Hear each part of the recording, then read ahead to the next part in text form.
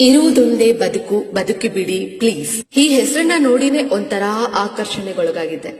ಏನಪ್ಪಾ ಇದ್ರಲ್ಲಿ ಇರೋ ಅಂತ ವಿಷಯ ಅಂತ ಯೋಚನೆ ಮಾಡಿನೇ ಪುಸ್ತಕನ ಖರೀದಿಸಿದ್ದೆ. ಬೆಂಗಳೂರಿನಿಂದ ವಿಜಯಪುರಕ್ಕೆ ಟ್ರೈನ್ ಅಲ್ಲಿ ಹೋಗುವಾಗ ಚಿಕ್ಕ ಪುಸ್ತಕ ಅಂತಾನೆ ಓದೋಕ್ ಶುರು ಮಾಡಿದೆ. 2-3 ಗಂಟೆಯಲ್ಲಿ ಮುಗಿಸುವಂತಹ ಪುಸ್ತಕ ಕೊನೆಗೆ ನನಗೆ ಕೊಟ್ಟಿದ್ದು ಮಾತ್ರ ಜೀವನದ ಅನುಭವದ ಮದ್ದು. ನಾನು ಪುಸ್ತಕಗಳನ್ನ ಓದುವಾಗ ಕೆಲ ಪ್ರಮುಖ ವಿಷಯಗಳನ್ನ ಹೈಲೈಟ್ ಮಾಡ್ತೀನಿ.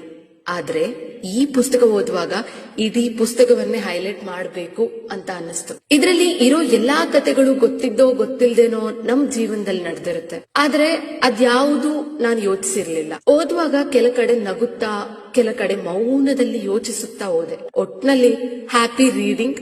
ನನಗೆ ಓದಿನ ವಿಚಾರಗಳನ್ನ ಅನಿಸಿಕೆಗಳನ್ನ ಹೇಳ್ಕೊಳ್ಳೋಕೆ ಯಾರೂ ಗೆಳೆಯರಿಲ್ಲ. ಹೀಗಾಗಿ ನಾನು ಇವತ್ತಿನವರೆಗೂ ಆ ಪುಸ್ತಕ ಓದಿ ಈ ಪುಸ್ತಕ ಓದಿ ಅಂತ ಹೇಳಿಲ್ಲ. ಆದ್ರೆ ಮೊದಲ ಸಲ ಈ ಪುಸ್ತಕ ಓದಿ ಅಂತ ಒಂದಿಬ್ರು ಗೆಳೆಯರಿಗೆ ಹೇಳಿದ್ದೀನಿ. ಅನಂತ ಕುಣಿಗಲ್ ಅವರ ಈ ಪುಸ್ತಕ ಓದಿದ್ದು ಇದೇ ಮೊದಲು.